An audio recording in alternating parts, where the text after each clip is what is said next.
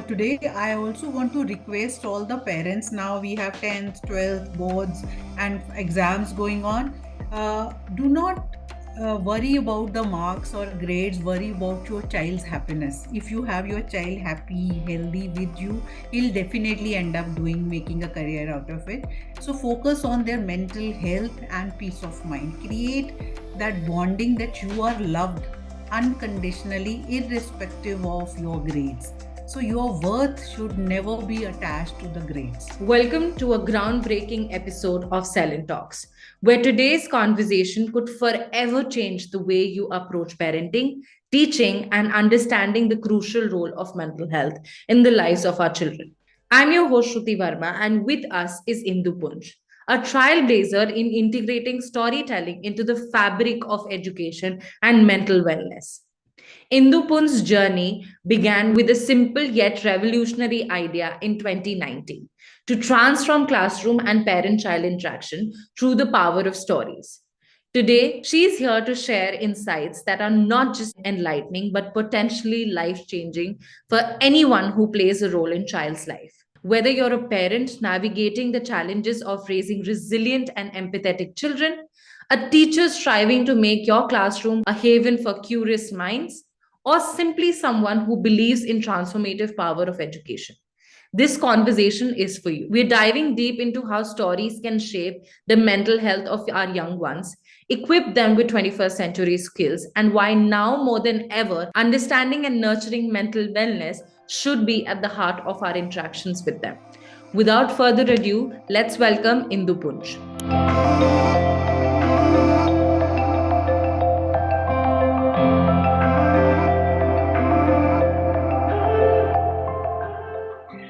Hello and welcome to Selin Talks. Thank you for being here. I'm very, very excited for the conversations that we are going to be brewing today. How are you doing? I'm good. Thank you for having me on your show. It's indeed my honor to be with you and sharing my life story with all of you and your viewers. Thank you. So, to start things with something that I call as an icebreaker, if you could share one story from any place in this world, past or present, that you believe everybody should hear, what it would be and why? Yes, thank you for the wonderful question. And I would say the opportunity to narrate story of Stories Matter and its founder Indu Punj, who is sitting right in front of you. So it has past, it has present, and it has a promising future, God forbid.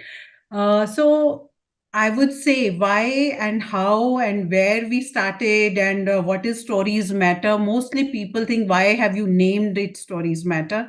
If you see my logo, it has a head and a heart. So we say stories are a matter of head and heart, and we all are stories waiting to be told.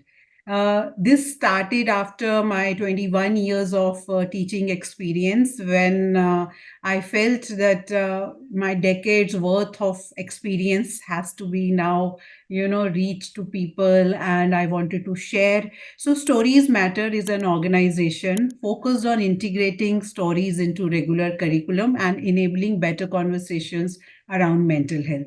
I, being a trained counselor, I give a lot of importance to mental health, and I feel that each one of us has a story, and every story matters.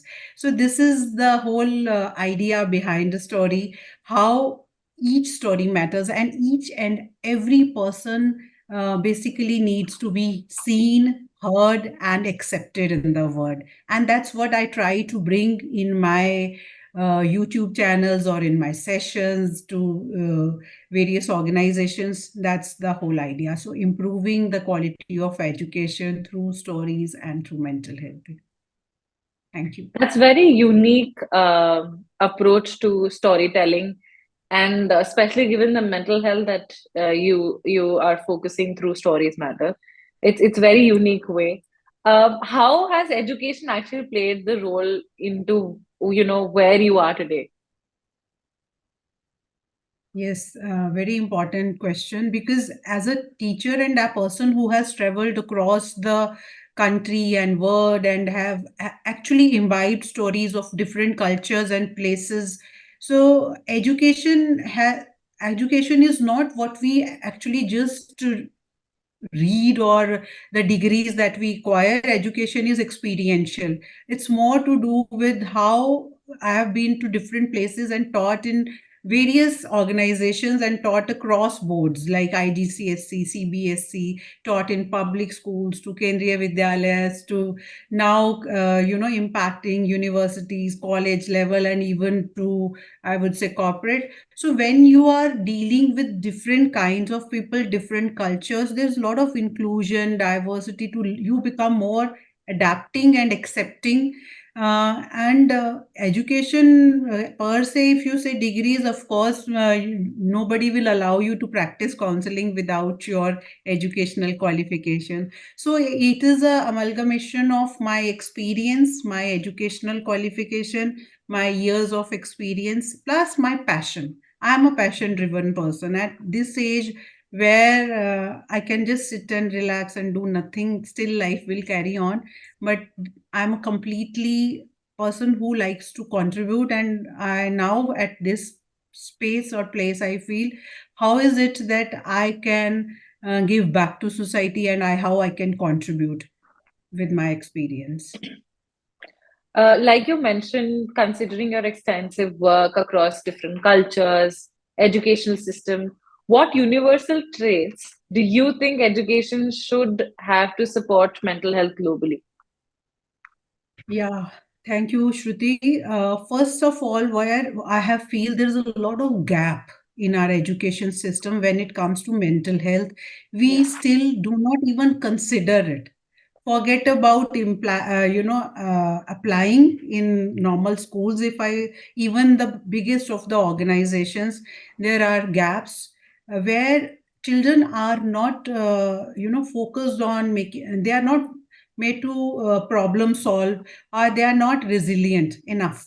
We are very giving true. them public schools are into culture of providing best of the facilities where students do not have to face any problem, where failures and rejections and all those they are deprived of those. That's we always glorify success. We are like displaying photographs and posters of students who are scoring 98%, 99%, and in that rat race of grades and the worthiness of being a human is attached more to success. Whereas when we start from childhood, from foundation years, we call it, like right from where the child begins. I also start my story as from inception, I would say. The emotional exposure, the way we train our students to handle their emotions, to process their emotions, they have no idea. As parents, we tell them to suppress, repress. We don't tell them to contain their emotions, how to process. So first thing is learning to identify that we do have different set of emotions and we are allowed to experience. There is Yeah, no harm in feeling angry and hungry ko we combine it and we call it angry. hungry. There is Yeah, no. So it is okay to feel angry, it is okay to feel anxious, but we should be trained to handle it, to cope with this. We have to start teaching coping mechanisms through mindful practices, through yoga, through breathing exercises, simple little exercises, and from free play. hmm. You're smiling as you listen to all this because in your schools and organizations, it's all structured from one period to another, to dance, to music, to art, to computer lab. It's all structured. There is no time where a child is allowed to freely play, express, and handle her emotions or his emotions by himself. So, first is allow them to fail, fall, get rejected. Parents should not intervene. Why my child is not selected for this? Accept it, acceptance. Then teaching them empathy, compassion, not only for others, for themselves, and Yeah, self-love. So right from foundation years till you are whatever level of college or university, these programs should regularly be inculcated in the curriculum. and teachers and parents should also be taught all of it, so that it becomes part of normal holistic development of a child. Why I was smiling was it was up till very recently that I was told in one of the therapy sessions that breathing actually can help a lot, and we do not know how to do it. Like Yes, even with 5 4 3 2 1 tool that we do, 5 things you can see, 4 things that you can touch, mindful. three, Yeah. yeah, that those things are I have learned very recently, because like you Yes. said, it was never taught in school. We were never told that breathing can actually help. There are ways that you breathe. You breathe in for three on the count of 3 or 5, then you breathe out for 3 or 5, and all of it really helps. And knowing at this age, it would have been great if I had known at that point in time. Absolutely. It puts Yeah, you in touch with your conscious level. The moment you are anxious, let's say just before beginning the show and going live, if there is some kind of anxiety, you just deep breathe, have a glass of water, and you would see you've calmed down. This is what we need to teach a child just before yeah, entering an interview or just before starting their poetry recitation or any competition. It's as simple as this: how to feel, how to calm your body because you are no more in threat. Just by taking deep 4 5 deep breaths and having a glass of water, you can feel better. So yeah, these are very simple things, and most of us, even by after reading, we don't imbibe, we don't implement. So there is yeah, a problem in implementation. We all know these all NEP national education policy is now talking about all of it, but still I do not see it happening anywhere. yeah. I'm really sorry to say, because in my experience, it's very rarely I come across where mindful practices are regularly practiced in schools. Which stories matter in your journey? With stories matter, how have you seen storytelling impacting the mental health of the students and educators?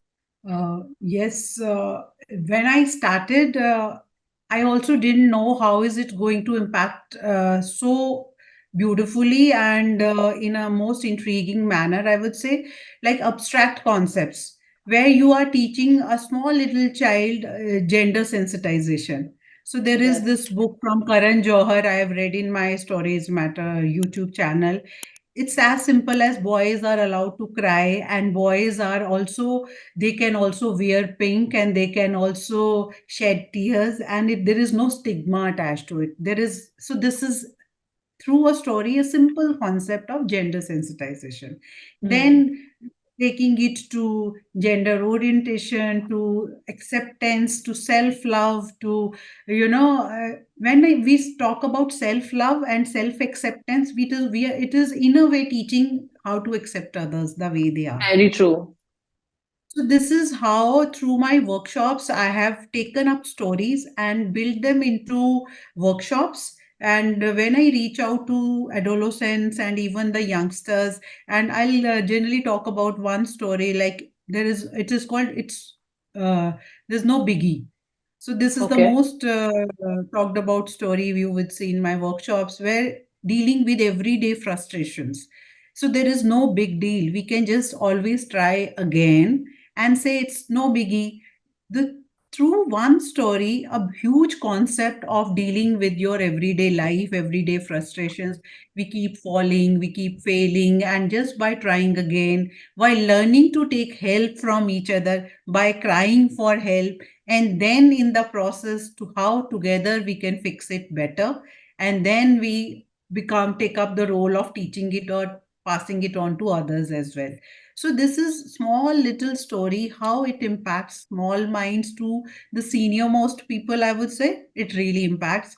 And when Yeah. I connect with teachers, the same story takes a different perspective, like Yeah. how you can teach this to a child, social emotional learning, how to be an active listener, how to be an empathetic and deep listener. So all these concepts, if you teach through a story, a child can understand much better.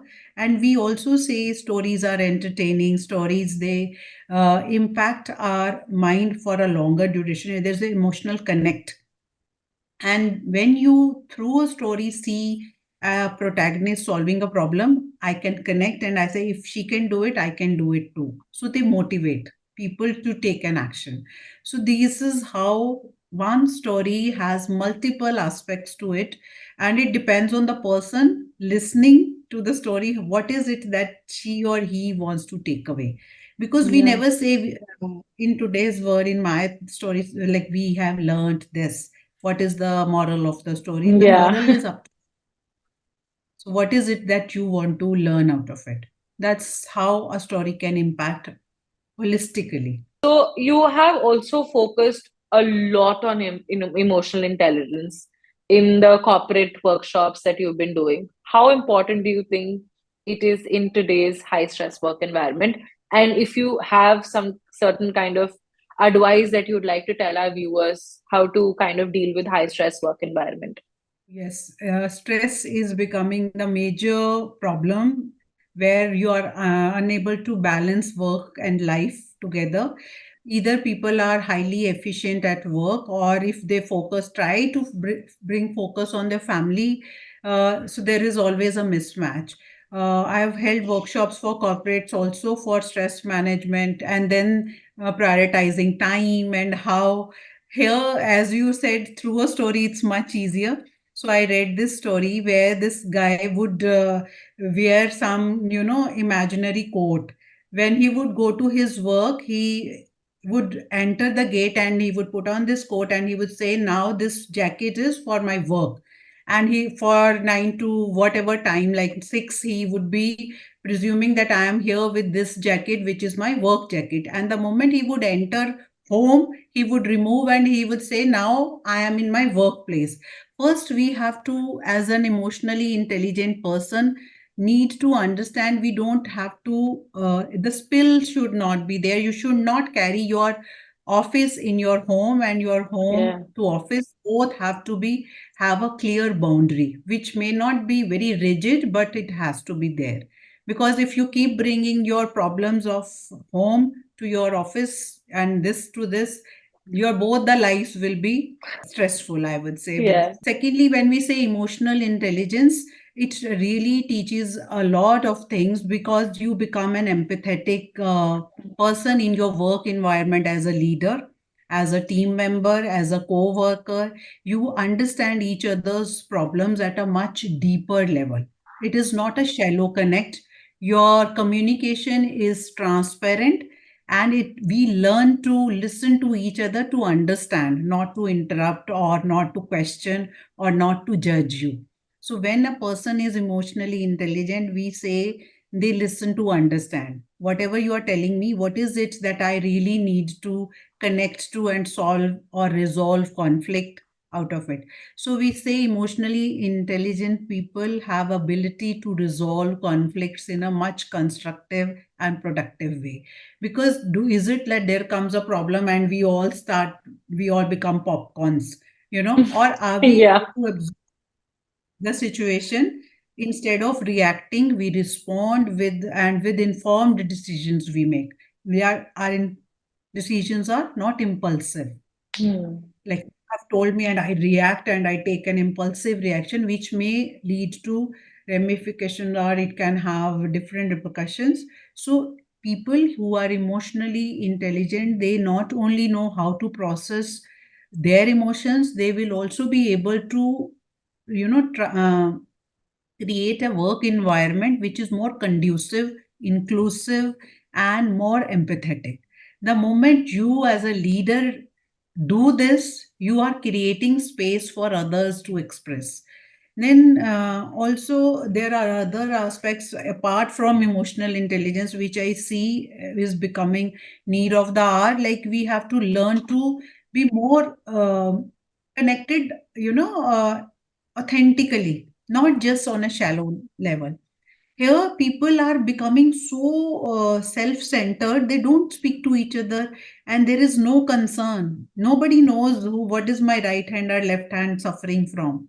And there can be Hmm. person seen hanging somewhere in their house because nobody ever came to know. And when you question them, are you not aware what was happening in his or her life? This नहीं देखने में तो ठीक ही लगता था पर चुपचाप रहता था. So this is Hmm. where as a team, as a work environment, we should know each other. When you sit together and have lunch, discuss what's happening. This is, I think, all these are things which leaders need to focus on, creating Hmm. workplaces which are comfortable, which are non-judgmental, and I would say emotionally safe spaces. Very true. You mentioned one instance that when suicide happens and people are asked that, आपको अभी आपको पता नहीं था, did you not know what is going on with that person? People are like, okay, no, that person was fine. We did not know, and things like. What do you think, like in the recent scenario, what is happening with kids due to pressure of competitive exams? We all know what is happening in the nation, but what do you think can actually save these kids from taking their own life? I think people, when we, as I began my conversation, when we teach children to be perfect and we do not teach them failures, like it is okay to fail, you know, you are allowed to fail, you are allowed to get rejected. Only thing that you should know is to rise and try again, retry and recreate. So that R is very important. It is all right to when children are unable to face rejections and failures, this is what leads to these suicides. Because I do not accept myself, I don't see myself as a failure. What will people say? Second thing that I have recently observed, people are very, very conscious of the fact what others will say. Nobody is Yeah. going to come to rescue you from that point, place where you may end up or end up harming yourself. Here we have to see what is it that I am able to create for myself. My competition should be with myself, becoming a Hmm. better version of myself. How from 60% or 7.5 CGPA to 9, what should I do to make it better instead of being judged. आपको ये you are always worried about what is it that my parents would say, what is it that society is going to judge me for scoring this. No, you should just focus on your mental peace. Like I am Hmm. happy, I accept myself with these marks, and efforts have to continue. You should keep continuing putting your best, and whatever are the results, in accept and move on. So what I am trying to teach students these days is that this too shall pass. This is just a moment. I think the first step is to kind of recognize that you might need help, even if there is just 1% chance. If people think, okay, this is where I need some external help to get me through, I think they should act on it rather than thinking, what will people think about it? Shruti, I also want, since it's a very important topic today, I also want to request all the parents. Now we have 10th, 12th boards and exams going on. Do not worry about the marks or grades, worry about your child's happiness. If you have your child happy, healthy with you, he'll definitely end up making a career out of it. So focus on their mental health and peace of mind. Create that bonding that you are loved unconditionally, irrespective of your grades. So, your worth should never be attached to the grades. I love you the way you are, and I accept you fully. So, your marks do not define my love for you. When children know that they are loved, and even if I fail, my mother or father will still stand by me, they'll not commit suicides or they'll not self harm. Could you share a story where your work transformed a community's approach to mental health? Because I would love to hear the impact you have seen firsthand. Yes, thank you for taking me back to where my journey of Stories Matter actually began. At times, when things happen, we don't even know where they will lead you, where it Yeah. will lead you to. So there is a friend, when I started thinking about starting my work, a friend of mine, I belong to defense background. So She'll be very happy to hear this story. She called me, she was principal heading this school of special children. We call it Asha. So she said, Indu, could you just do a session for our special children? And believe me, till then, I had never or practically ever narrated a story or enacted a story. Never, because I've always been an educator and like trainer. So I said I can try, and if you can arrange for two things like a headgear, we call it pagdi in Hindi, and Hmm. a duffy, which is trampling. So she said, yeah, yeah, that's not a big deal. You just come over and we'll arrange everything will be there. So they made their 30 students sit. Uh, they were autistic children. They were children with speech impairments. They could not clearly, they had a lot of issues. And then there were teachers of the same school. So, Shruti, I started with the story with nothing in my mind. I tried my best, like, let me try what I can do. So, this was a small little story of a Raja. So, he creates an impact, like how through the story, the Raja ends up opening up a school for girls, so girl education. So, end of the story, I first sang it like with children, Ek tha mota Raja, and they would have to enact after me, whichever way they could. So after narrating the story, I just put that headgear on their head and I said, you are Raja now. Tell me, if you were in his place, what would you do to create an impact? What change would you like to bring? And that was the moment, aha moment of my life. Each one of them wanted to hold a mic and speak, even if Oh, there was no clarity of speech. And this principal was in tears. She said, I've never seen this magic in my this long career where all of them wanted to speak and they spoke. मैं ये करूँगा, मैं वो करूँगा, मैं बच्चों के लिए ऐसे अरेंजमेंट मतलब whatever their little yeah. Mind could think of, all of them gave 30 people gave solutions. And that's where I thought, oh, it can really touch lives Yeah. where they could see themselves as Raja. Just that pagdi and that robe made them feel that we are in that position to take decision. And giving this confidence to speak, that opportunity to the child to be able to speak their mind out. That's second thing where I feel each child 100% participation has to be there. Don't make them like only two can speak. Allow every child to speak in your class, Yeah. and when they speak, they really speak from their heart. And then there you have 30 stories ready to be told. And That's amazing. that was when my those teachers, they were like, really, ma'am, it can be done. So this is how you just have to begin. You don't know where is it going to reach. Now when I go to places like Aligarh and Agra and even Firozabad, where there is no counselors in there are no counselors, Yeah. and I these workshops for adolescents. I talk about all those sensitive issues and I send all teachers out. Students are only with me like 500, 400 girls, and along with me, only me. No photographer, nothing. So we talk about every possible topic of sexual orientation to sexual harassment to uh,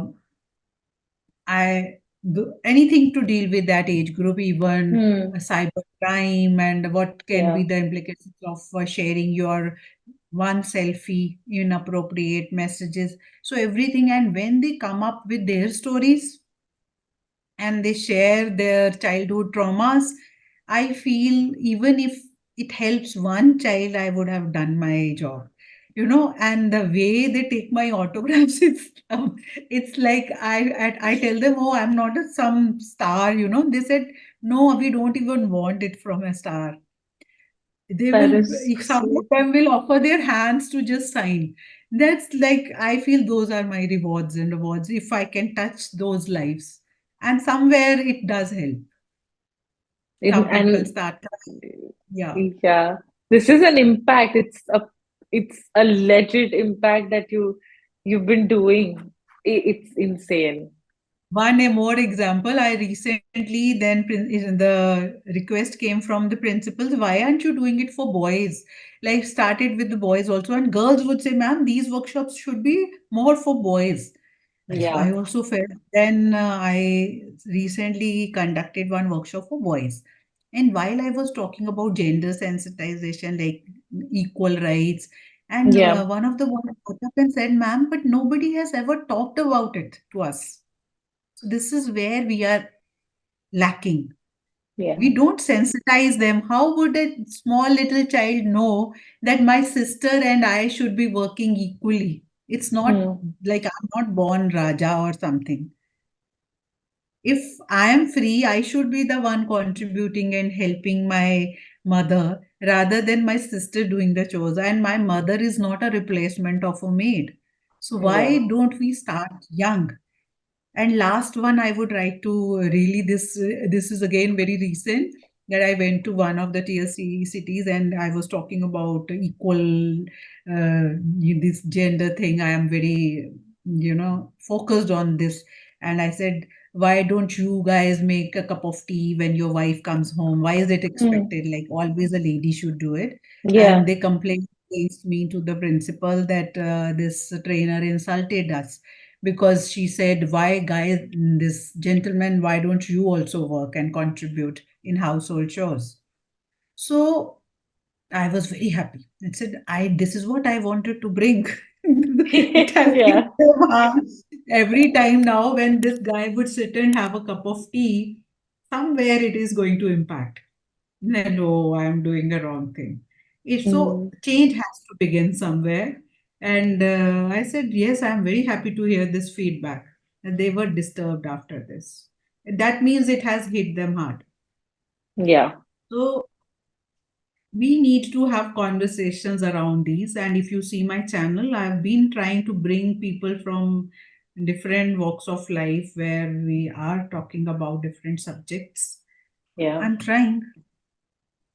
You are doing well. I mean, like you said, even if you are able to touch one life in your sessions or whatever you're doing, that one life will, it's a ripple effect, right? And you're doing it across the stakeholders. You're doing it for corporates, you're doing it for teachers, you're doing it for students. It's a multifold ripple effect that you're creating. And I'm glad to be hearing all of this firsthand from your side. Because you can read about people and you can get to know what they're doing. But it is, like you said, it is very few times that you actually hear the story. How did they begin and what impact they have created and how that impact has made them feel. Wow. As we near the end of this enlightening conversation, I'm curious to tap into your vision for the future. With your rich experience in the intersection of storytelling, education, mental health, what dream do you hold closest to your heart for the next generation of learners and educators? I want our educators and our leaders to create safe spaces for students, for their team members, for each other, to also see a story can reach a place where nothing else, even an uneducated, you don't even need, we say we do not differentiate between a higher order thinking and a lower order. You just need two people, a teller and a listener. And an Okay. impact, for creating impact, you don't need any gadgets. I would break this answer into three parts as I deal with three different age groups: parents, students, and educators.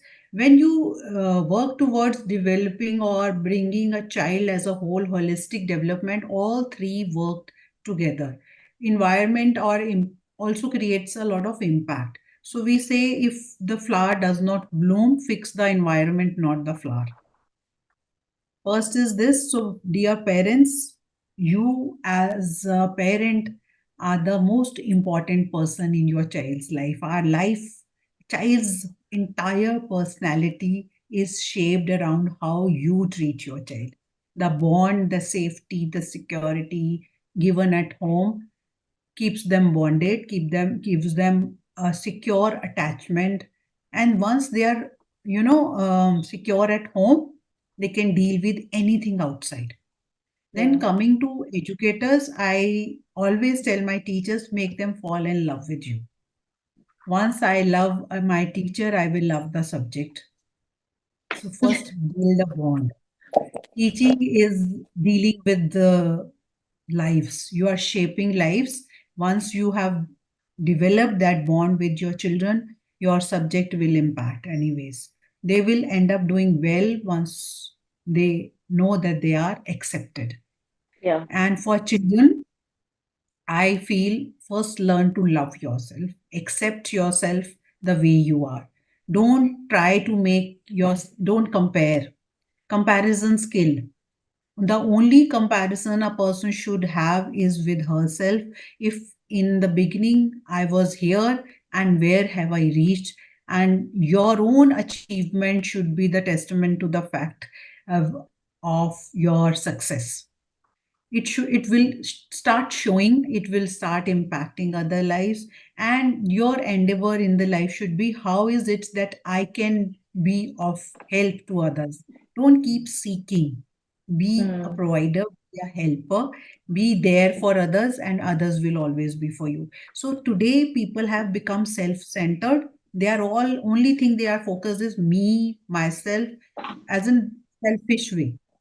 Mm. But being with others, being helpful, that will help. So I just want to create an environment where people are aware of all these things, and whether it's done through stories or through mental health awareness programs. I would say my journey is again the position that I'm holding today is also testament to my own success. I'm at present a wellness counselor at IIT Delhi. For as of now, it's a 1 year thing, and that's how I come to know every day about the different mental health issues. Yeah. So it is my journey is actual the real where I'm dealing with real life things. It's Mm. nothing that I'm reading on in the books and doing it. This is what the word I wish to have. One more thing. Last one thing is I am really pained to see teachers putting a lot of stress on students. Please uh, deal with them as humans. End of the day, they should be living to do or do anything good in life. So कल Yeah. को वो बचेंगे ही नहीं तो वो करेंगे क्या? Allow them to live their lives. It's a very That's all. profound thing that you have said, actually. That's amazing. And thank you so much for such candid, crisp, and really, really beautiful conversation. I think catering to all the stakeholders through which the education sector builds up, you're doing an amazing job. And I'm so glad to have this conversation with you. Thank you so much. Thanks for a lot for having me here. And whatever I have spoken, it is all from the heart. This is how people know me. I am a very transparent person. You can read, and that's what my passion is all about reading people. Thank you so much. All the best for your future endeavors. Thank you so much. Thank you.